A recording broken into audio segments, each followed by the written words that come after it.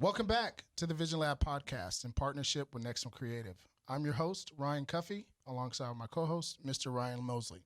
The Vision Lab is a platform focused on growth and exploring the developmental path of people's visions and dreams and how those dreams come into reality. It's all about tapping into and becoming the best versions of ourselves. In today's episode, we'll be discussing living out your purpose, what it means to own a championship mentality, how to find your greatest you that's dying to get out, and finally, your pain and how to turn that into power. Straight up. Yo, Mo, who do we have on the show today?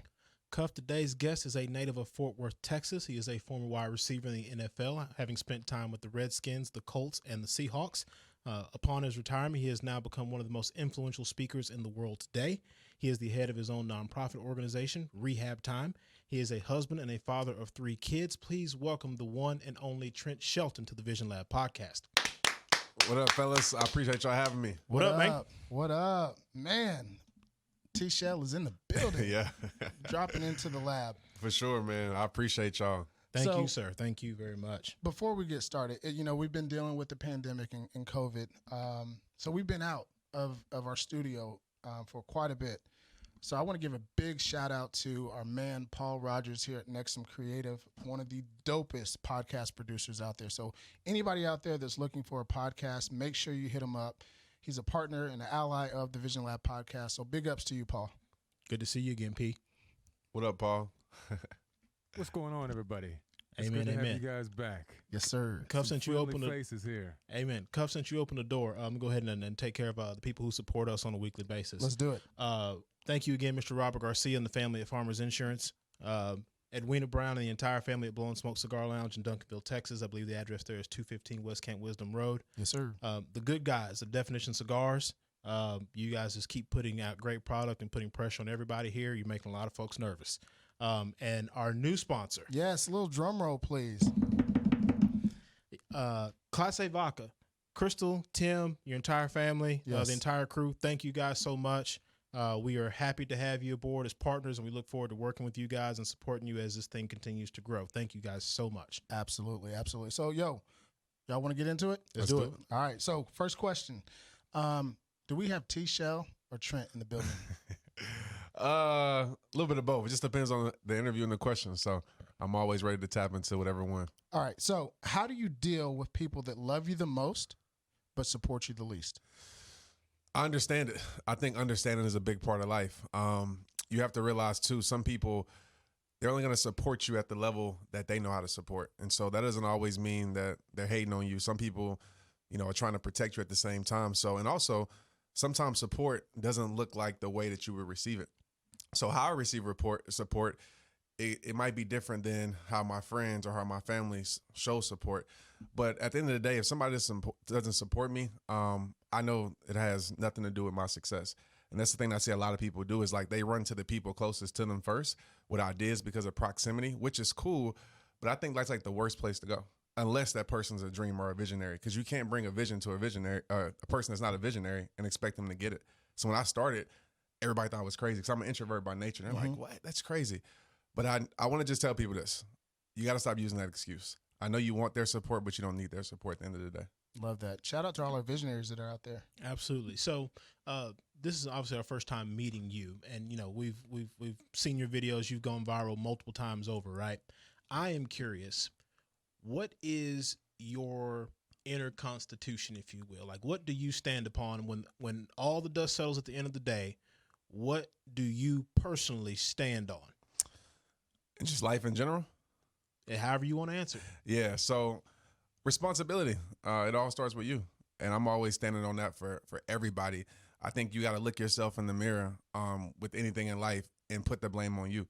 Because so long in my life when I got cut from the NFL, I was blaming everybody. My mom for not making me fast enough. Everybody. Like I was angry, because obviously something was taken away.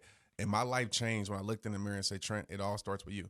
You either can blame and complain the rest of your life, or you can accept the situation and change it. So I tell people, like, whatever it is that you want to do, it starts with you. Look in the mirror and say, you know what? It's on me to make it happen. So I'm always standing on that. That being said, what steps did you take once you had that look in the mirror, if you will? What did you steps did you take to get so firmly grounded in who you are and as the person we see today? Because obviously you didn't start that way. Nah, not at all. I had to face my reality. So this whole rehab process, with rehab time, I have a whole process, and like, let me just be clear. I never wanted to like be a speaker. Right. Like, people who really know me, they know, like, out of my 2 older brothers, I would be the least to be picked for this. But we can get into the story in a little bit. But I knew that it first took me facing my reality. And so many times we run from it expecting things to change. We don't face the truth. We don't face the dog. And so I knew, in order to get to the other side or whatever that was, even though I didn't even know what it was at that point, I had to face the reality. I had to understand there were things in my life I needed to change. There were things in my life that I needed to better. There were things I didn't know. I didn't even like reading books, so I wasn't writing books. So I had to do the things I didn't like to do in order to get the life that I wanted. So number one is facing my reality, because you'll never win your war by running from your battles. The second thing was, I had to, after I faced it and realized my truth, I had to release, and that's what's hard. So for me, it was burning bridges, and those bridges aren't always people. Some of the bridges were people, but I had to look in my life and say, okay, what am I connected to that's not helping me be the greatest version of myself? So it was habits of my own life, it was a lifestyle, and it was people. And so a lot of friends I had to let go of that were good friends in my life. They just weren't good for me. And after release phase, it was me saying, okay, I got these things out of my life. Now what are the things that I need in my life? And I call that the repair phase. And so that was me really diving deep and digging up the root issues, because oftentimes we deal with surface level things like, oh, and you know, this, and if you deal with things at the surface level, then more than likely those problems will find its way back to the surface. So I was like, okay, where did this come from? What do I need in my life? Obviously, if my faith was a big part of it, and I actually, you know, hit my rock bottom, but rock bottom changed my life. And so that's like a brief story of it. You use that buzzword, faith. Like, all three of us definitely believe in God above. Outside of him, who would you call your greatest influence, I guess is the question I'm trying to ask. Yeah, who's your greatest influence besides him? My dad, for sure. My dad, just because, I mean, some people know him. Just, I mean, if you ever been to a basketball game in Dallas Fort Worth, you probably know who he is. He's always singing in the stands, and he's just a giver. And, you know, growing up watching him be a preacher, but just watching the man who he was and who he still is today, and raising, you know, 3 black men strong. And, you know, my dad, my mom too, because you might hear this, my mom too, my dad was a good example for me to be like, this is what I want to be like. And he gave me the tools I needed to build my life. He didn't give me broken tools. He gave me good tools to build a good future. So I want to take you back. Obviously, you're from the DFW area. Several years back, while you were playing, you were giving about to do a speech. I believe you were challenged. Yeah. Kind of called out, right? Yeah. You got 5,000 kids, high school kids that were going to be listening to you. While you were on stage, something monumental happened to you, right? I heard on one of your interviews that God put a provision on you right then at that moment, and you're getting ready to go out on stage. I'm sure there's, you know, some nervous jitters that are about you. Well, if you can walk us through that, like, what is it like to have that moment and that feeling when God is speaking to you about, hey, this is where I want you to go? And by the way, you're getting ready to, I'm guessing, to report back to camp. Like, yeah, well, I was trying to play arena at that time, so I had to go to New Orleans the next day. I was supposed to go that day, right, but I begged the coaches, like, hey, I want to do the speaking engagement. So yeah. So what's it like to actually gain that clarity over your life, and how can people walk in their purpose? Yeah, it's so hard to explain, man. But you know, I think I knew it because my whole entire life I had that calling put on my life. Like, and I didn't want to hear it. You know, when you're so focused on what you want to do and not what God has called you to do, you're not trying to hear it. Right. So it's like, I always use an analogy, you know, of somebody calling, like I always say, you know, somebody calling your phone. I feel like it was, you know, first God was putting a call in my life, and like the person you owe so much to, you're like, nah, I don't want to talk to this person. So I pressed decline. And that happened for so long in my life. Then it got to a place where, you know, I felt like I just wasn't good enough for what he was calling me to do. So I was running from it. And that day is when I answered my calling, man. And it was at Oak Cliff Bible Fellowship, my boy Jonathan Evans. I didn't want to do it. And at that point, I was like rapping. And so I was like, man, I'll go up there and rap or something like that. And it was a 5-minute speech, man. And literally, like, I prepared the whole night before. Like, I just knew it. I was like, cool, I'm going to talk about football. And it's kids. And I'm sure if you ever spoken in front of kids, it's the hardest audience ever. Right. You know? Hard to keep their attention. And I know how I was as a teenager. So I'm like, And I get up on the stage and I forget everything. Like, everything. And at that moment, it's kind of where I've learned my speaking style, just, you know, coming from the heart. I was like, God, use me.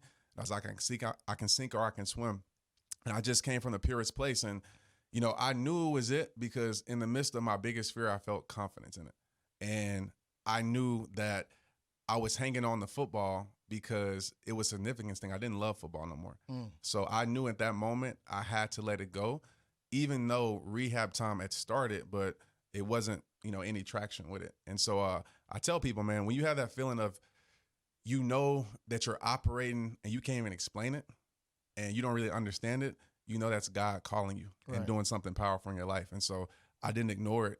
And I called people. I don't know if y'all know that story, but it's in my book. I called the coach and he got mad and hung up on me. He hung up on you. I called my friends. They didn't get it because they're like, bro, like, you gonna leave this lifestyle. You don't even like to talk. And I called my mom and, you know, it's always that one parent you want to answer the phone and it's not my mom, it's my dad. 'Cause my mom's gonna give me a whole spiel. And I was like, listen, I'm sorry to disappoint y'all, which was even crazy to say. But in my mind, I was thinking people only cared about me because of my sport. And so I told my mom, I said, I'm through playing football. And she got quiet. Like the phone, I mean, I had to look and make sure like the numbers were still going. There. Yeah, it's like, and she was like, okay. She's like, what you gonna do? And I was like, I'm gonna do rehab time. She was like, all right, like, okay. It's like, what made you come to that? And I was just like, I just have a feeling. And I'll never forget this. She was like, I was like, I just felt God speaking to me. She's like, Trent, I have to tell you this. You know, the devil can speak to you too. And I was like, what? Then I explained, I was like, Mom, I never felt so much peace in the midst of confusion. I never felt so much strength in the midst, even in my biggest fear and weakness. She said, stop. She's like, that's God calling you to do it. Go do it. And I just needed that from my mother. And from that day on, like, I want to tell people, like, literally 4 months after that, the videos I started to put out started to go viral. Right. And it changed everything. Yeah. So you, earlier in the episode, you talked about hitting rock bottom. I mean, you've tried to make it onto a couple of NFL teams, didn't work out. You're at this point just, you know, getting out of arena football, you know, telling your coach that, hey, I'm going to pursue this full time. And walk me through this timeline. Was your mom already diagnosed with stage 4 breast cancer at that point? Nah, my mom, she just got diagnosed probably 3 years ago. Okay. So, nah, she wasn't diagnosed at that point. Now, didn't she come out of beating cancer at one point? Yeah. Was that around that same time? Of me and my rock bottom? Right. No, that was my rock bottom was probably from 9 to probably 2011. And that was just me obviously losing football. Tristan, who y'all met today, he was born and, you know, Tristan obviously wasn't a mistake, but he wasn't planned. Sure. You know, and me and Maria are now married. Is that my phone? I'm sorry. Hold on. I thought I turned this off. My bad. My bad, guys. All good. Yeah. It's the beauty of editing. That's the beauty of editing. Shout out to Paul. I could have swore I put on this mug on silent. Hold on. No, I can't even turn off my phone. There we go. All right, cool. All right, where do we want to pick up at? Rock bottom. Rock bottom. Okay. And so with my rock bottom was probably 2009 to 2011, and it's just because I lost football. I mean, that was my everything. And at that moment, it was you know, Tristan, who y'all met. He wasn't playing. He wasn't a mistake. He wasn't playing though. And me and Maria, we're now married now. But at that time, man, I was actually in an off and on again relationship and so basically cheated on her and got Maria pregnant. And it was a bad spot for me because, I mean, it's a whole story. I touch about it briefly in the book, but our families were close. So it was hard. And I'll just say this, what I thought was a disappointment was my greatest rescue. Because Tristan made me become a man. Because that's the first time in my life where I really felt like I was a real leader. Like, of course, sports, but I really felt that somebody is going to follow my path. Like, and I can either give him the right path or the wrong path, but I'm in control of the path that's set for him. And I immediately want to change as a man. And then me getting cut in 2009 after the Seahawks, that's when rehab time started. I was in my parents' house, cut. in the house because that's where I stayed at, especially when I was cut during the season, because people know that it's September and like, why are you in Fort Worth? Why are you out? Are you supposed to be like, I was like, so I'm not going out. And I was teaching myself to suppress everything. I was teaching myself to run from my reality and not deal with it. And things weren't getting better for me because I was like, man, where's my life going to go? And I kept running. And I remember it was off season. I just got cut from the Seahawks. I was in my parents' house in the guest room. And I remember just looking around, actually in my room. Remember looking around just the trophies and Tristan and like, man, it's like, is this it? Like, did I come this far just for it to be over? Mm-hmm. And I broke down crying and I just told myself these words, like, it's rehab time. And I don't know where that came from. I don't know if it was like Rihanna's song at the time, Rehab. I don't know, but it was just like rehab time. And that meant for me, it's funny how God will use things. I knew I had one more shot at the NFL. You know, NFL is like, you get about 3 years to really prove yourself.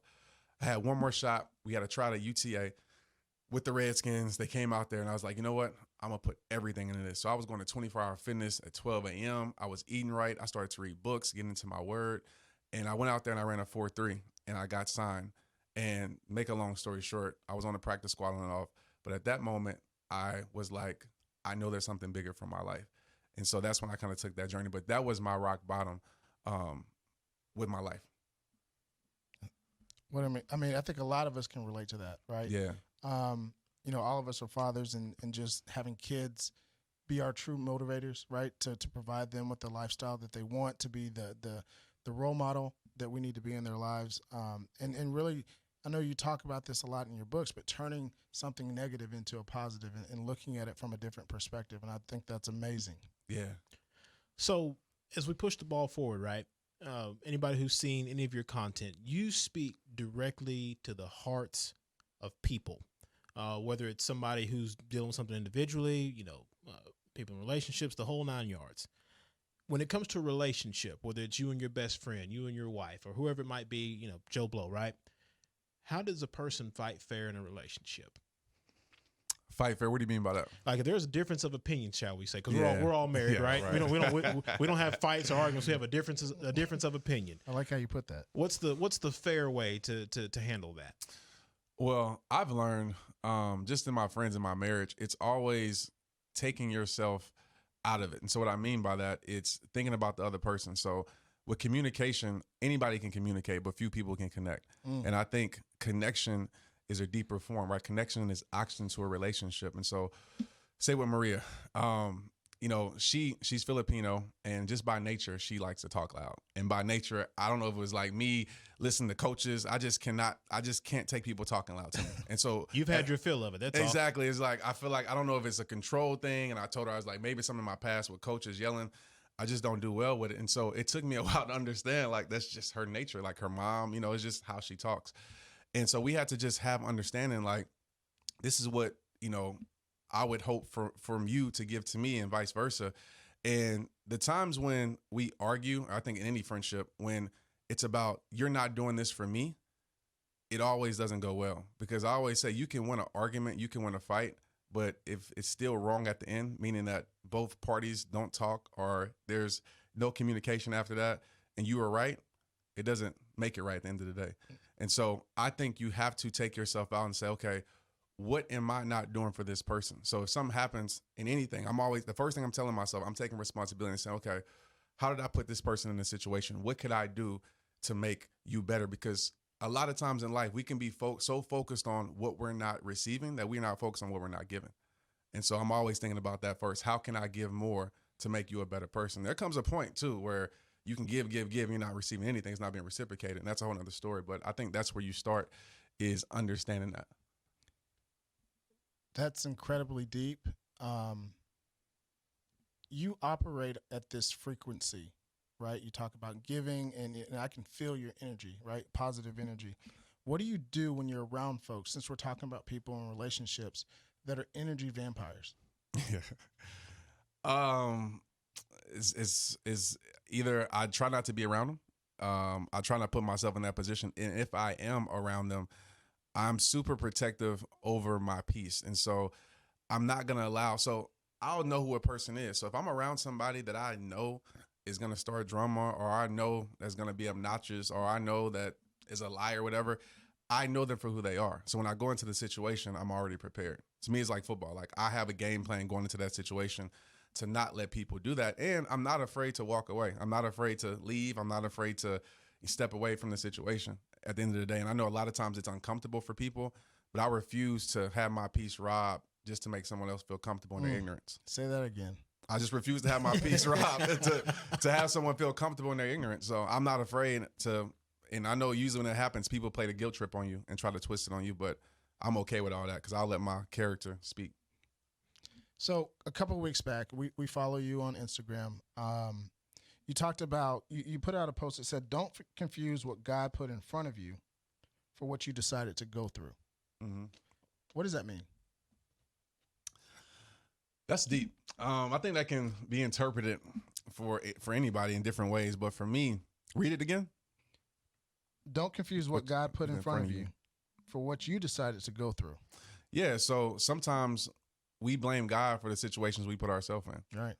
You know, sometimes it's like relationships like, oh, God didn't, God maybe didn't send you that person. Maybe your loneliness sent you that person. Right. Let's be real. Like maybe temptation sent you that person. So I'm always taking the responsibility in that too, because we tend to, I know with myself, I tend to blame. It's like, why, God? Why did you do this? Why did you allow me? Even with football, like, why did you allow? And there were things that I wasn't doing. I was caught up in a lifestyle more than I was. Like, once I got there, I stopped doing what it took to get there, And so we have to look at the situation and ask ourselves, okay, is God really putting me through this, or am I putting me through this? And also, sometimes we keep ourselves in a season longer than we're supposed to be there. Maybe God put you through that season, but you're choosing to stay in that season. Maybe God brought a storm to your life to grow you, but you're choosing to stay in that storm. And so you have to take the responsibility and realize, is this me doing it, or is this God allowing me to go through this situation?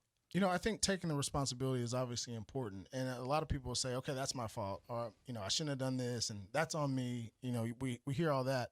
But at what point, there's got to be a point where you actually change the behavior, right? And change the mindset. I think that's important for, all the rehabbers and visionaries that are tuning in right now, watching us on YouTube, that they understand that. Can you speak a little bit more about taking responsibility and then taking action to make that correction? Yeah. So, this is, I talk a lot about leverage, right? You have to gain leverage over your life, and it works for me. And the thing that I tell myself, like, to take responsibility and to take change and to change the action is, do I want to live the rest of my life unhappy? Do I want to die unhappy? Do I want to die settling? Do I want to get to the end of my life and realizing, like, the number one regret in the world is people regretting not actually doing more for themselves. Like, it's the number one regret when people die. And so, I have, like, if I have any fear, that's my fear of not meeting the greatest version of myself. And so that pulls me out of it. And some people are fear driven. Some people are pain driven. Some people are driven by success. But you have to really sit down and ask yourself, do you want to spend the rest of your life settling? Do you want to spend the rest of your life not meeting your potential? Do you want to spend the rest of your life in pain? And if your answer is no, then you have to figure out a step. And sometimes the step is, I always say this, the most important step in any journey is the first step. And we oftentimes think the first step has to be some major thing. Maybe it's disconnecting from this environment. Maybe it's, changing a habit. Maybe it's getting a book. Maybe it's listening to a podcast. But we live in a social media society where people don't think that's big enough. They want some major thing, like some major breakthrough. But the major breakthrough comes from the little things that end up creating that major breakthrough. I was listening to one of your episodes, and I don't remember which week it was, maybe last month, back in May. And you talked about, I just want to get my first win out of the day, and you used to go dunk a basketball, right? 8 foot in the morning. 8 foot in the morning for and sure. I love that, man. That's something that, that I do. Obviously, I'll do my gratitude first thing when I wake up. I'm thanking God for waking me up this morning, like number one thing, right? Yeah. Just putting your feet on the ground. And Mo, you and I talk about this all the time with what our elders will say. I thank God for waking me up for clothing me in my right mind. My grandfather used to say it all the time. And as a kid, you don't understand, but then you get to be an adult and you have a wife and a family of your own. Like, I understand exactly what he was talking about. Like, thank you every day for having me clothed in my right mind. And something my uncle says all the time is, when you talk about giving gratitude just for waking up the next day, he said one time at the Christmas dinner table, he said that everyone doesn't get that call. And it was so profound, just the way he said it. You think about it, it's something so simple, but it's so profound. Like it literally is a blessing just to wake up and see the sun the next day. We take it for granted Oh, for sure. way too much. Yeah, we think we're promised tomorrow. And that's the greatest blessing. I think COVID-19 exposed a lot of that to a lot of people, just what really blessings are. So we think blessings are a lot of external things, right? It's the house, it's the car. Like, those aren't blessings. Blessings is the things that you probably take for granted every single day. Yeah, yeah. And we always talk about this on our show during the midst of this pandemic.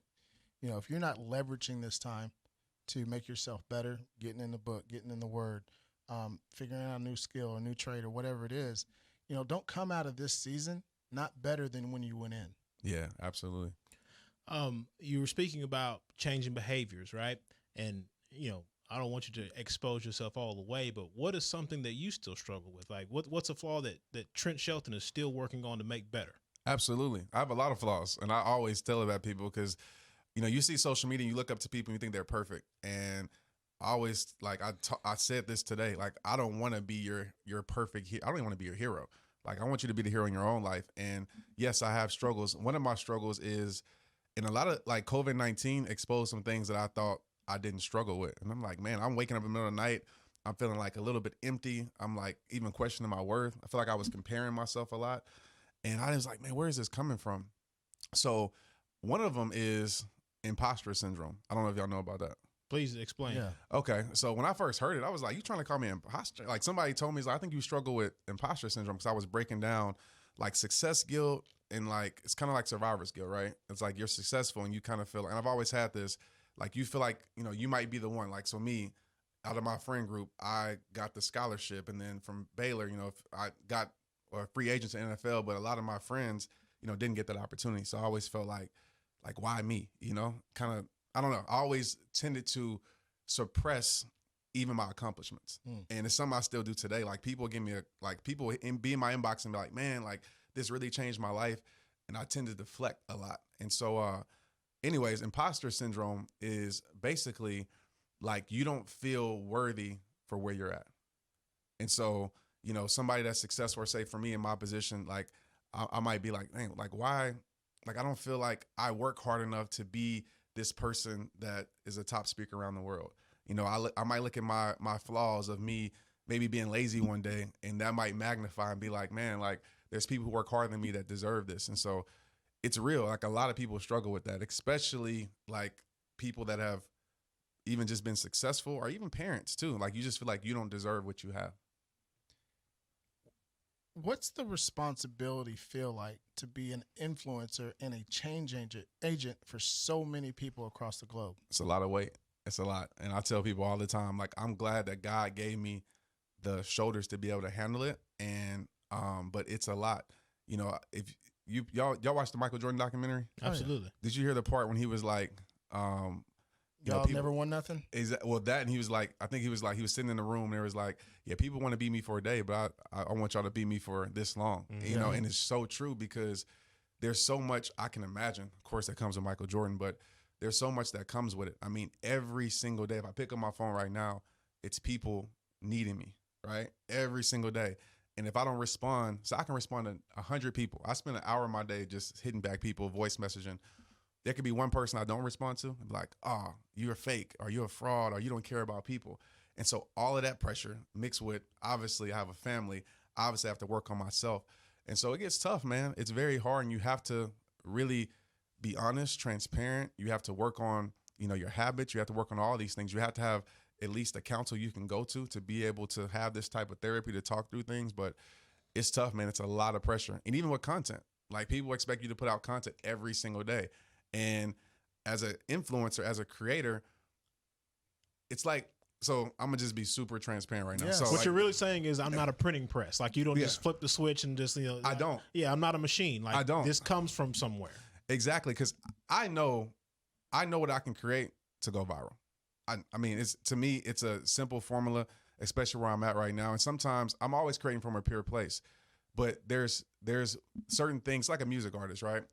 A music artist might have the album he loves that nobody likes. You know what I'm saying? Then he has the album that everybody loves, but he don't want to do that album no more.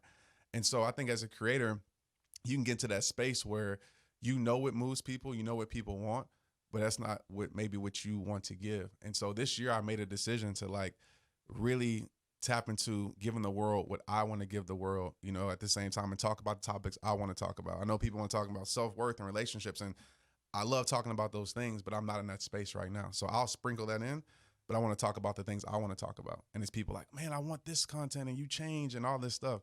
But you got to be true to yourself, or your creativity will be in a prison and you won't be fulfilled in doing what you love.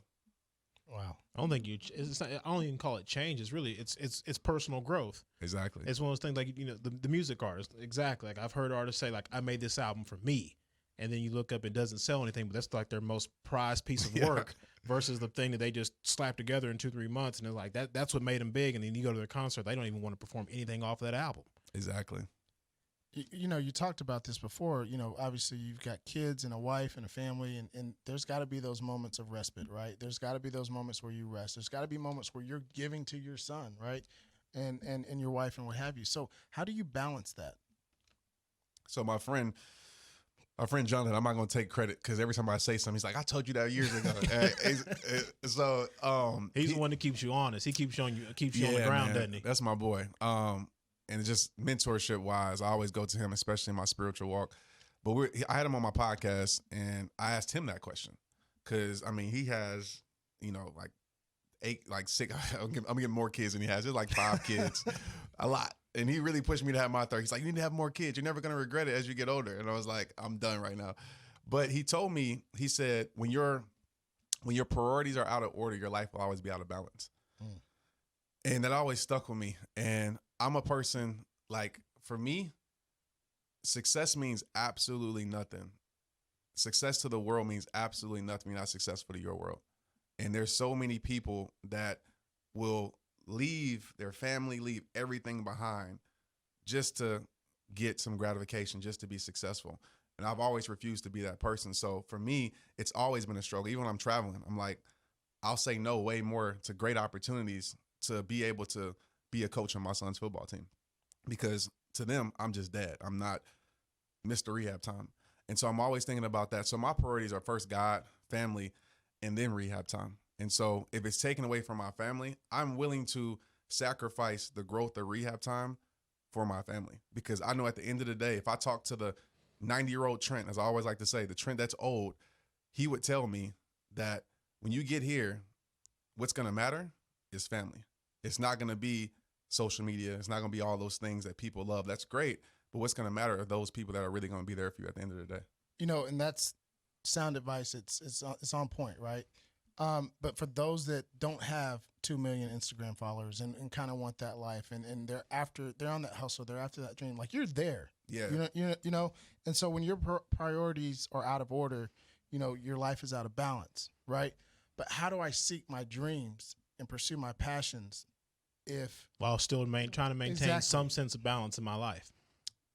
Well, first I was just asked this, and I don't know if I'm answering the question, but we can definitely get to. But as you were saying that, with the 2 million followers and just more followers, and I think that's what a lot of people want. But the question I would ask is like, why do you want that? To influence people.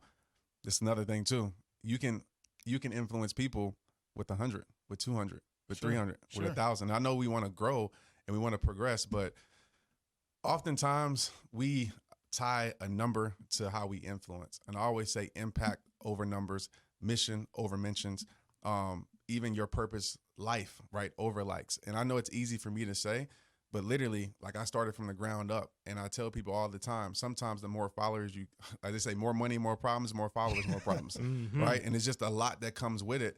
And some people aren't built for it. Like, I have influencers, if I named them, y'all would know, in my inbox that I talk to a lot, that wishes they never would have had the platform. It's like tearing their life apart, and they realize that it's not worth it. So I would tell people, like, first of all, focus on fulfillment. Because I'll tell you right now, if you can't be fulfilled with nothing, you will not be fulfilled with everything. I promise you. You can have $1 million, you can have 2 million followers. What's going to happen if you feel like you need 1 million followers, what's going to happen when you get to 1 million? You're going to want 2. Exactly. And then it's going to be more.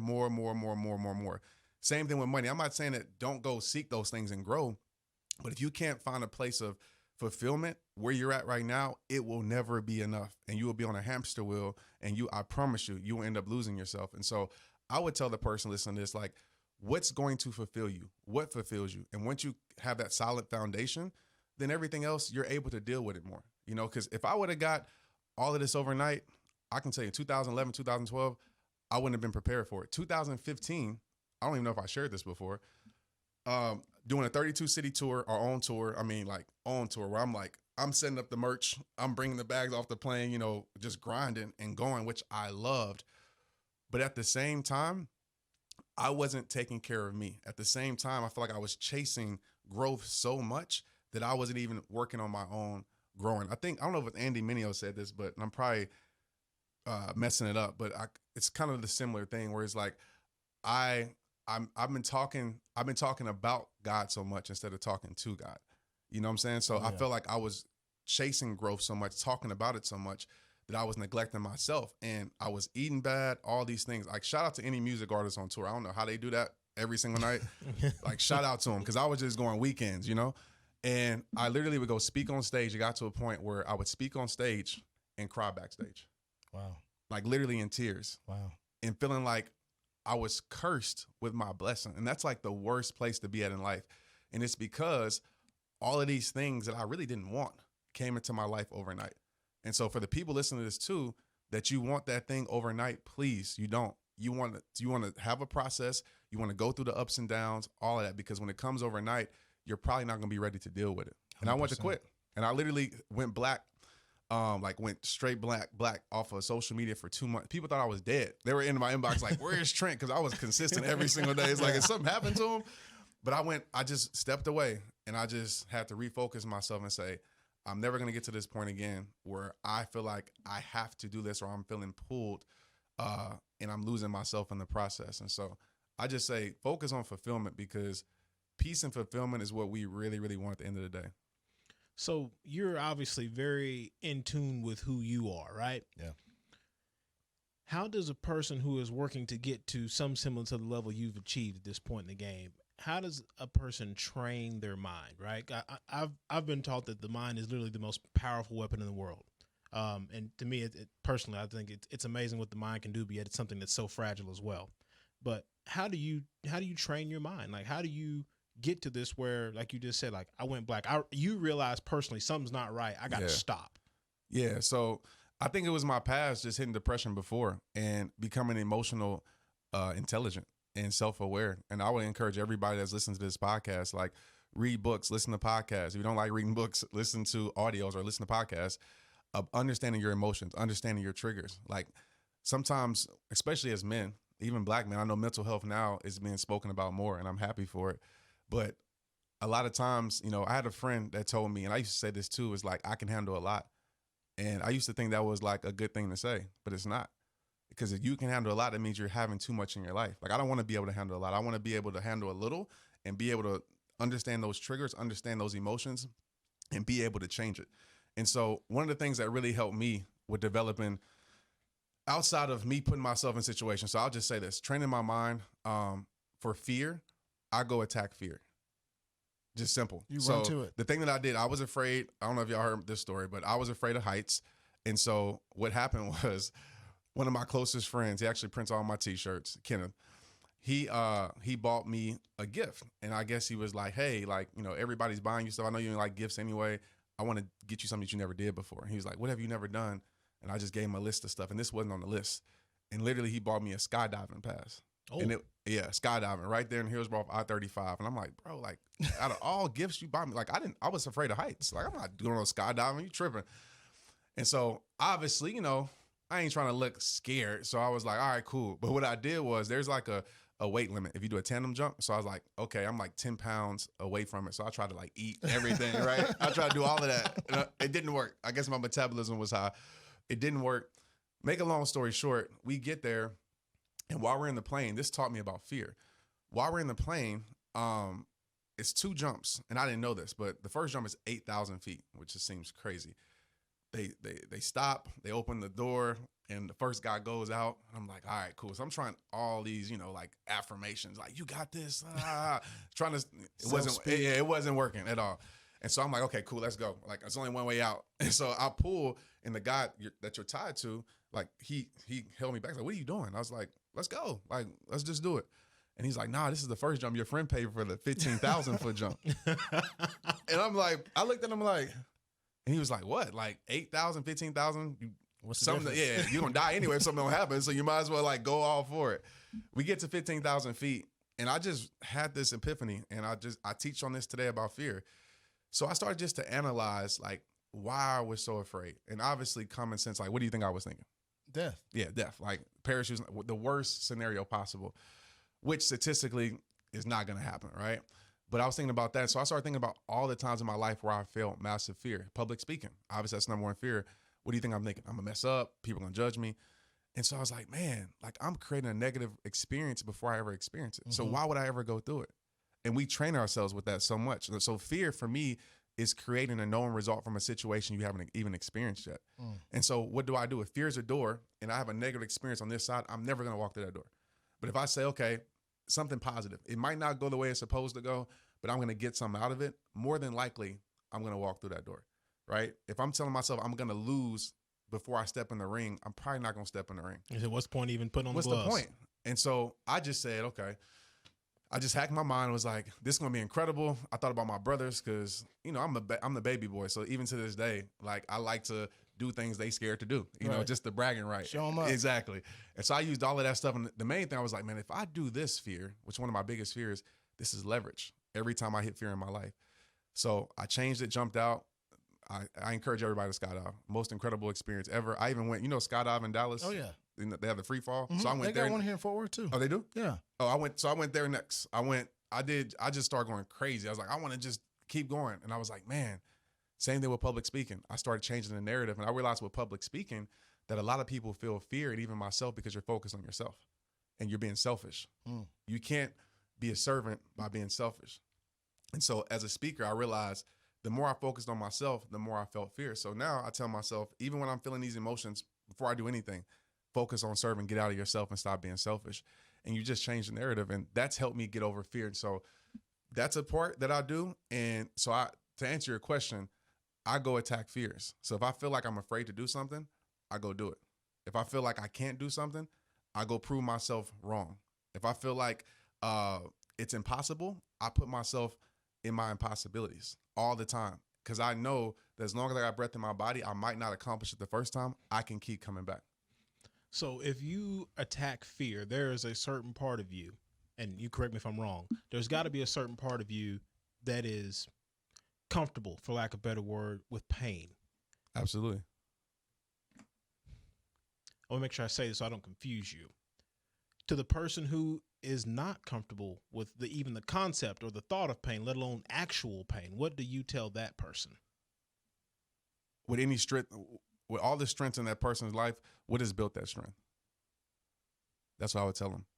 And people don't realize that they go through, obviously I'm not telling people to go through pain on purpose, right? But any strength, the foundation is pain. And probably because I played sports, I understand what working out. I understand what anything, like if I want to get stronger, I have to go through struggle. It's going to hurt. Exactly. Struggle produces growth. You look at this world, storms, rain, people hate the rain, they hate the storms, but it's necessary for something beautiful to be created. It creates growth. And so when you change your perspective, because a lot of times, even with my life, people's perspective is one or two things. It's their power, it's their prison. If it's a prison perspective, you're always going to see the limitations in it. You're always going to see the negativity.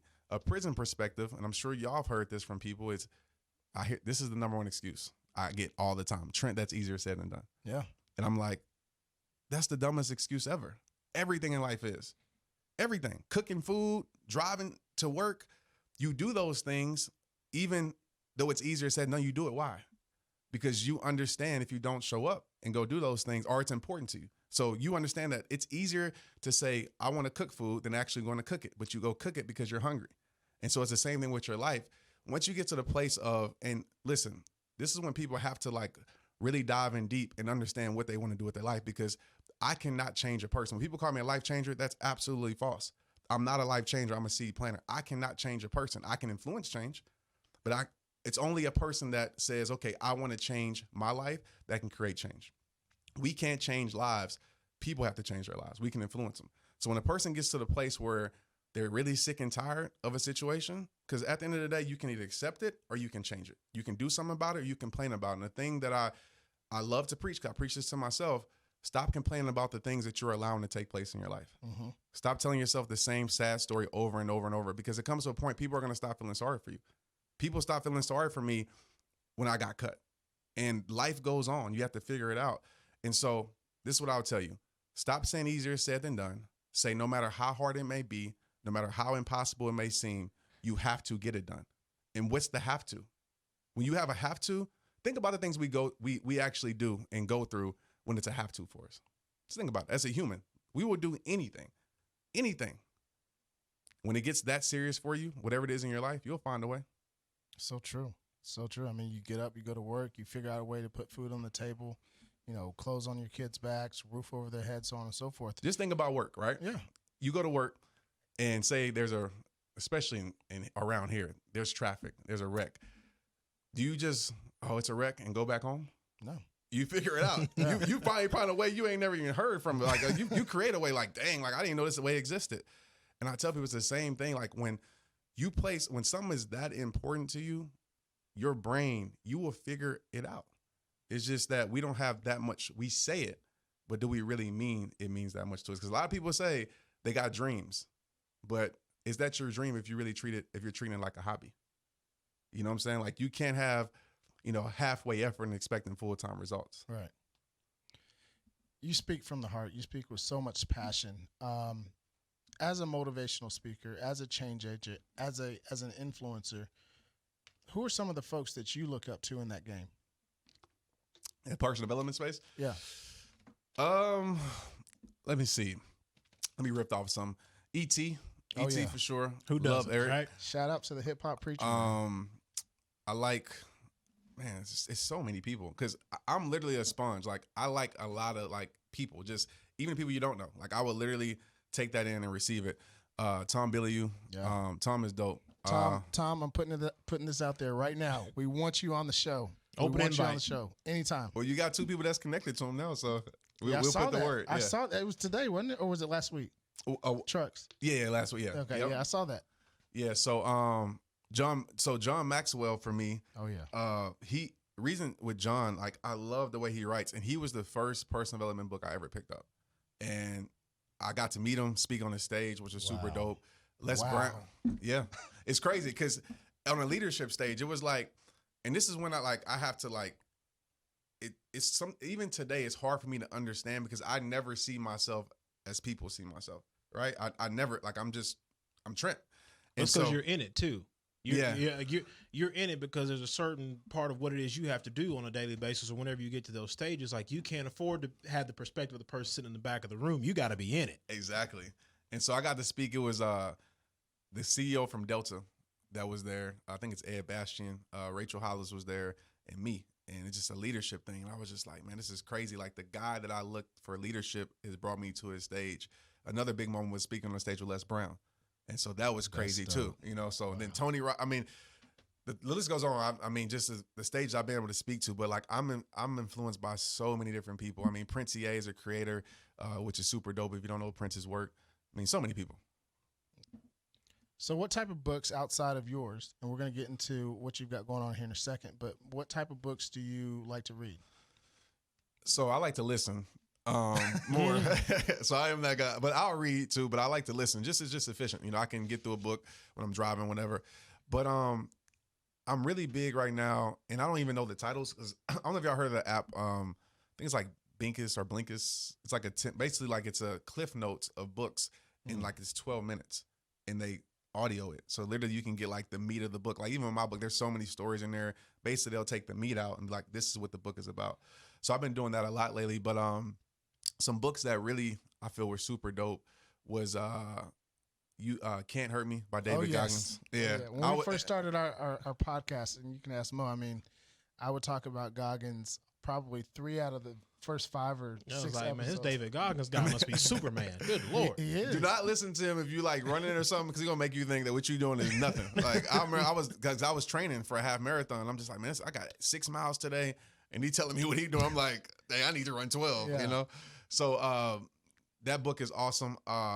Book called Relentless is awesome. I don't know if y'all heard about it, but it's basically the trainer, I believe, if I'm right, of Michael Jordan and Kobe. So he tells you like the mindset behind them and why they're like they are. And so it's super crazy just to even dive Well, into that's that. because they're homicidal maniacs. Yeah, Both of them exactly. are. Pretty much. They're When you both listen to it, he calls them closers, and it's just they're in a whole different world. Yeah. You know what I'm saying? So that's good. And then just Purpose-Driven Life was a book for me that changed a lot for me when it came down to purpose. And so that's a book that I always go to, and a lot of John Maxwell's books. So there's tons that I just literally turn on, listen to, and go with. That's what's up. So rehab time. Yeah. It's rehab time. Right. Literally, it is rehab time. What was that birthed out of? Like, obviously, you've talked earlier about, as far as your rock bottom, if you will, is when you realize, okay, I'm not going to do football anymore or whatnot. Yeah. But the concept of it all, like, and how did you pitch that to people?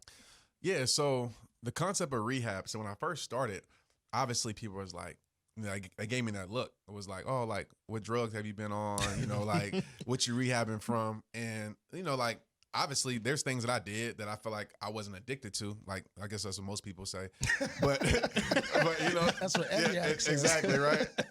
But there's things that I feel like every single person, like, can rehab, right? And not just with addiction, but it could be addiction to anything.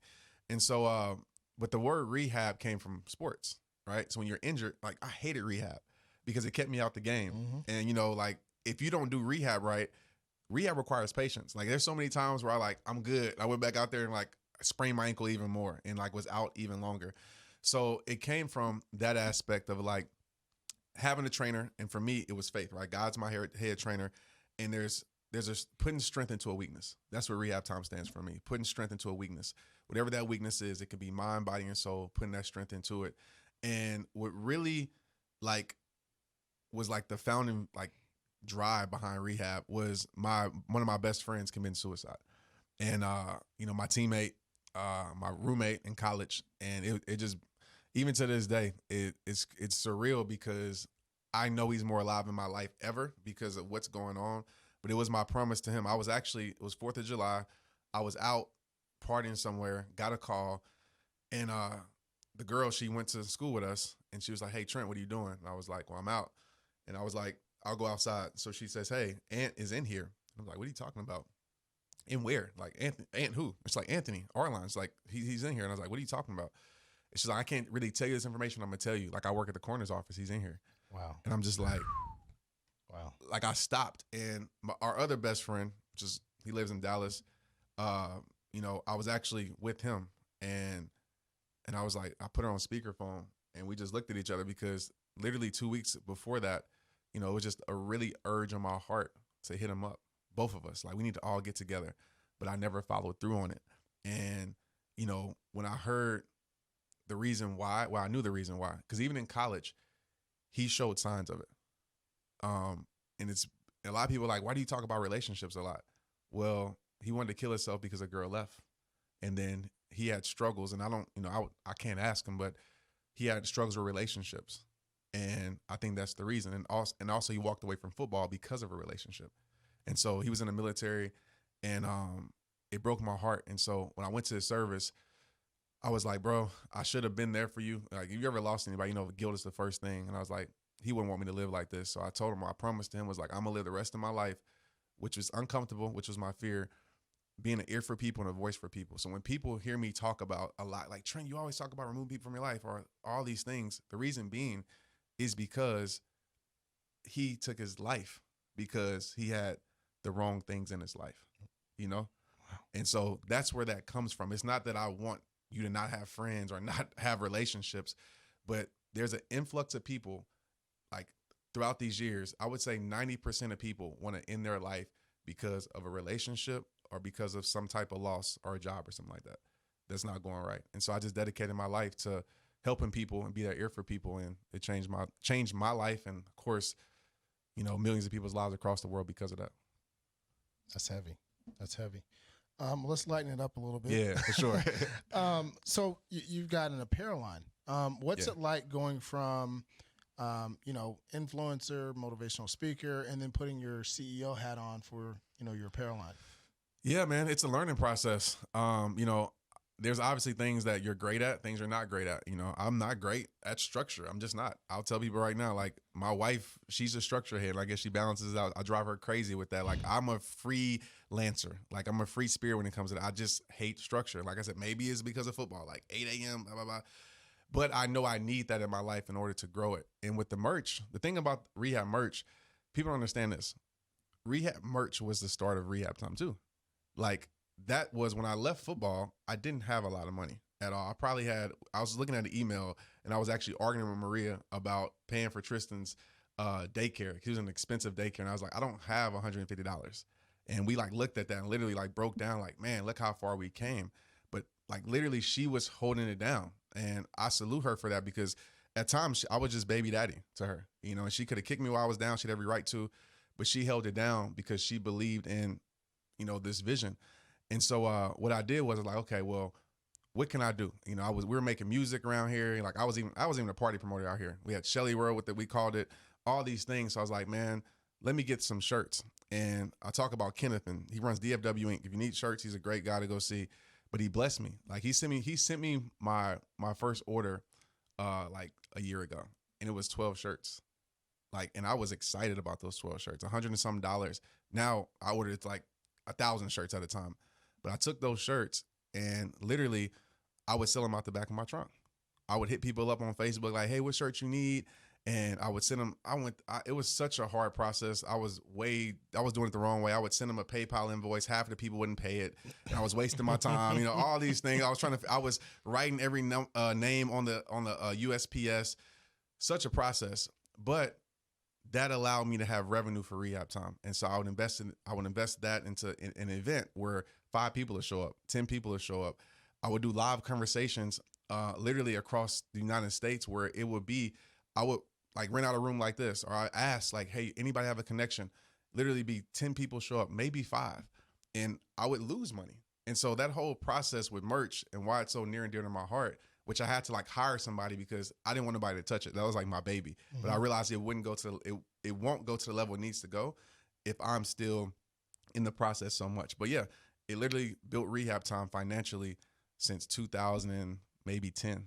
You know, just getting shirts, flipping them, having designs. And my whole thing was when you wear it, I want you to feel empowered. But when somebody sees it, I want them to feel empowered and ask like, where'd you get that shirt from? And so, yeah, that's how it started. That's dope. So when did the Rehab Time podcast pop up? So that popped up December. So straight up came out this past December, and people have been asking me for years to do a podcast, and I just didn't want to do it. I just, I was like, I don't want to do it. And one more thing on my exactly. plate. I was like, and I was like, I'll do it. And I was like, I'll do it in 2 months. And I never really had a firm deadline, so just kept going out. And so I ended up partnering with a good friend of mine, Rachel, and we ended up just doing it that way. And I needed that so I could actually because if I have a commitment to somebody else, I'm going to do it. And so, yeah, it came out and I love it. I mean, people love the podcast, and it's kind of just my therapy every single week to just get what's on my chest out. Yeah. By the way, what kind of platform do you guys use? As far as like you're recording? Like the network? Yeah. Cadence? We're on Cadence. Okay, cool. Yeah. Cool. Well, I listen to it when my wife and I go walking or we'll go running or what have you. We've got a 9-month-old, so it's hard to run with a stroller or whatnot, but I'll listen to it, and it's dope, man. You're doing a phenomenal job. Thank you, man. I appreciate it. Is it time to land the plane, Cuff? Yeah, but real quickly, for all the rehabbers that are listening, I want you to listen to, your podcast every week and then turn ours on afterwards. There you go. There you go. Put us in the rotation, everybody. Yeah, everybody that's listening to Trent's podcast, make sure you check out the Vision Lab podcast too. So we have reached a point, as we just said, we're going to land the plane, if you will. There is a round table, and you're in a room. There are 5 other seats at the round table, sir. Who are the other 5 people you want at your table? The only caveat is you can't have God. Dead or alive? Dead or alive. I'm gonna go to music every time too. There's no right or wrong answer. It's all you. It's your table. It's your party. Tupac, J. Cole. Hence the Dreamville shirt. Yeah, love J. Cole. Nelson Mandela. Is that a new one? I think that's he might be like the second person that said Nelson Mandela, but yeah, we don't get Nelson too often.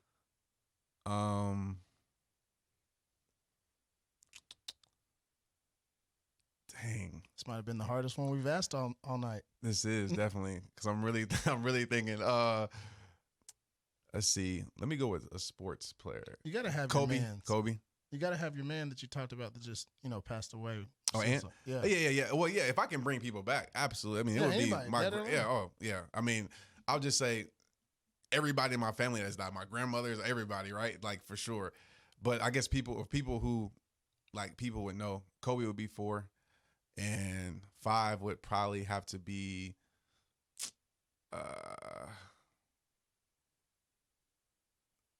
Jeff Bezos. That's a good one. Yeah. That's a good one. So, first and foremost, thanks for being on the show. Really, really appreciate. First of all, shout out to Anthony Trucks for making the connect. For sure. That was big. Big ups to you, bro. What episode number was he? Do you remember? 35 Yeah, maybe. check him He's out. beginning of season 3, if Yeah. I remember correctly. Yeah. So check him out. Episode 35 ish. He's also on our YouTube channel at the Vision Lab Podcast. Real quickly, I want to give you an opportunity for anyone that's hiding under a rock that may not know your social media handles, all of them. I want you to list them out so everybody can get a hold of you. Cool. Just at Trent Shelton, pretty much. Instagram, Facebook, I'll pop up. TikTok, which I'm trying to get into that. At the Trent Shelton on TikTok. Website, TrentShelton.com. And yeah, I mean, that's pretty much YouTube at Trent Shelton. Perfect. All right, so real quick, let's talk about your books. Okay, so 2013, See My Heart Now. See My Heart, Not My Past. 2015, It All Starts With You. That was a dope one. Yeah. The Greatest You, another great one. Boom, right Yeah. there. Yep. And then now, 2020, May 5th, 2020, you dropped Straight Up. Yeah. Had a little COVID situation, so we're going to also release it August 4th. 4th. Okay. So what's Straight Up about? So Straight Up is targeted to youth, but I think it's for everybody. Wrote it for everybody, and it's literally for the person that doesn't like to read. Like you can pick it up. It's not a devotional, but literally, if you like, I love The Greatest You. I think it's an easy read, but it's still to me like a reader's book. It's stories and stuff like that. This book, if you love my videos, you're going to love this book, and I'm just straight up about all these topics. Straight up about relationships. Straight up about your dreams. Straight up about fear. Just straight up about sex, like all these issues that I wish somebody would have been straight up with me about growing up. But again, I wrote it in the mind of adults need this book also. So I'm super excited for this book. How did you said earlier in the podcast that, you weren't an avid reader. How did you get into writing books? Like, what does that process look like? Well, first of all, I don't like to write long stuff. So with my books, I always have so far I had a co-author. My first book I had a co-author too. So that process was pretty simple, but I'm so picky that I should have just wrote the book because everything in it, I don't know if y'all know how that works, but you'll do an interview and they'll, you'll give them everything you want. You'll do an interview, they'll write it out, but then you go back. And so for me, I edited pretty much the whole book. Like, I want to change this. But I've always been a writer. Like, I love music, spoken words, obviously. I like to rap, but I just don't do it as much anymore. But I love the journey of writing and thinking about words and putting them together. I just don't like to write super long stuff. So Straight Up is a very choppy book. Like, it's 52 lessons that literally you could read a lesson in 5 minutes. Wow. Yeah. Wow. And where will people be able to get this? So anywhere books are sold, pretty much. I don't know if this one's at Target, maybe, but books, Barnes and Nobles, Walmart, just Amazon, probably the easiest way. But anywhere books are sold. Perfect. All right. So final question of the podcast, and we ask this to everyone. In case you didn't know, we've got a time machine here. Okay. Yeah. So we're gonna go back 5 years ago. What would today's version? So you today as Trent Shelton, what advice would you be giving yourself from 5 years ago?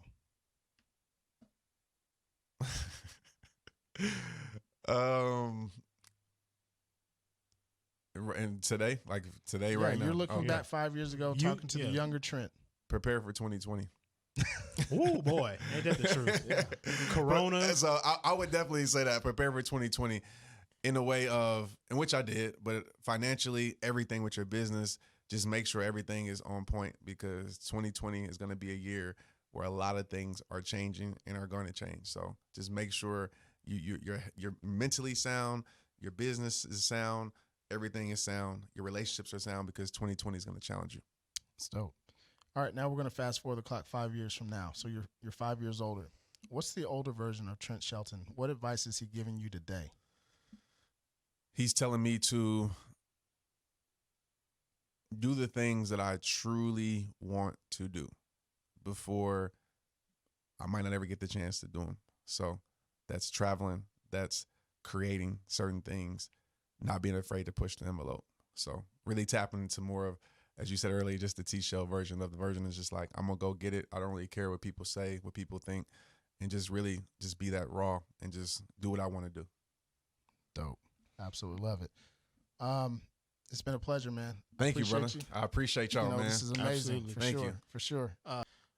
Thanks again to our sponsors, Class A Vodka, Definition Cigars, Paul Rogers behind the glass here at Nexum Creative. What up, Pete? Edwina Brown and the family at Blown Smoke Cigar Lounge. Ladies and gentlemen, my name is Ryan Mosley. He is Ryan Cuffey, and you're listening to Trent Shelton. We will see you next week on another great episode of the Vision Lab podcast. Blessings.